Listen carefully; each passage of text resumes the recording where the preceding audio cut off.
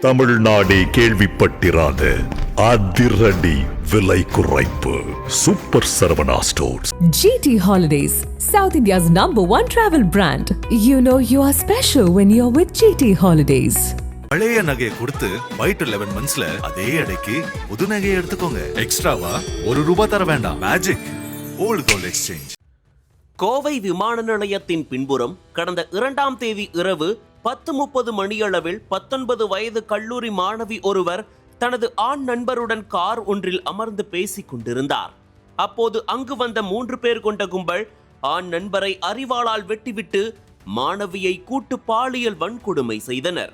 இந்த சம்பவம் தமிழகம் முழுவதும் மிகப்பெரிய அதிர்வலைகளை ஏற்படுத்தியது. மேலும் இந்த குற்றத்தில் தொடர்புடைய 3 பேரை போலீசார் துப்பாக்கியால் சுட்டுப்பிடித்து விசாரணை மேற்கொண்டு வருகின்றனர். முன்னதாக போலீசார் 7 தனிப்படை அமைத்து குற்றவாளிகளை தேடி வந்தனர். அப்போது கோவில்பாளையம் காவல் நிலைய எல்லைக்கு உட்பட்ட பகுதியில் இருந்து 3 நாட்களுக்கு முன்பு ஒரு TVS எக்ஸல் வாகனத்தை திருடியுள்ளனர். அந்த TVS எக்ஸல் சம்பவம் நடந்த இடத்தில் இருந்து கைப்பற்றப்பட்டது. தொடர்ந்து போலீசார் அங்குள்ள CCTV காட்சியை வைத்து ஆராய்ந்த போது 3 நாட்களுக்கு முன் குற்றவாளிகள் TVS எக்ஸலில் செல்லும் வீடியோ காட்சிகள் பதிவாகி இருந்தது. அதன் அடிப்படையில் கல்லூரி மாணவியை கூட்டு பாலியல் வன்கொடுமை செய்த வழக்கில் குற்றவாளிகள் 3 பேரையும் போலீசார் சுட்டு பிடித்தனர்.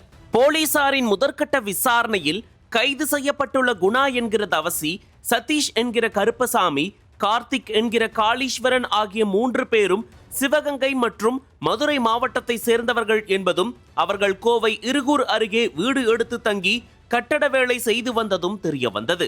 இதனிடையே குற்றவாளிகள் போலீசிடம் கொடுத்த வாக்குமூலம் என்பது பெரும் பரபரப்பை ஏற்படுத்தியுள்ளது. அதில் அவர்கள் கூறும்போது, நாங்கள் வாரத்தில் 6 நாட்கள் கட்டிட வேலைக்கு செல்வோம். ஒவ்வொரு நாளும் தலா ₹900 சம்பளம் கிடைக்கும். இதை சேர்த்து வைத்து வாரத்தின் இறுதி நாளில் மது குடிப்போம். அதே போல சம்பவத்தன்று விமான நிலையம் பின்புறத்தில் மது குடிக்கும் போது அந்த பகுதியில் புதிதாக ஒரு கார் வந்து நிற்பதையும் காருக்குள் காதல் ஜோடி இருப்பதையும் பார்த்தோம். அந்த நேரத்தில் தலைக்கேறிய போதையில் இருந்த நாங்கள் அந்த வாலிபரை தாக்கி மயக்கமடைய செய்தோம்.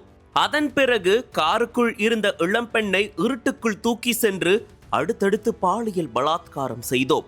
அப்போது அந்த இளம்பெண் என்னை விட்டுவிடுங்கள், நான் கல்லூரி மாணவி என்றார். ஆனால் நாங்கள் அவளை மிரட்டி பாலியல் பலாத்காரம் செய்தோம். பின்னர் அங்கிருந்து அன்னூர் வழியாக சிவகங்கை மாவட்டத்துக்கு தப்பிவிட வேண்டும் என முயன்றோம். ஆனால் அதற்குள் எங்களை போலீசார் பிடித்து விட்டனர் என குற்றவாளிகள் கூறியுள்ளனர். இது ஒருபுறம் இருக்க, இச்சம்பவம் குறித்து அப்பகுதி மக்கள் கூறுகையில், அன்று மாலையில் இருந்தே 4 நபர்கள் அங்கு மது குடித்துக் கொண்டிருந்ததாகவும் அவர்கள் பலமுறை இந்த இடத்திற்கு வந்துள்ளதாகவும் கூறியுள்ளனர். தொடர்ந்து கோவை மாணவி பாலியல் வன்கொடுமை செய்யப்பட்ட சம்பவம் மக்கள் மத்தியில் பயத்தை ஏற்படுத்தியுள்ளது.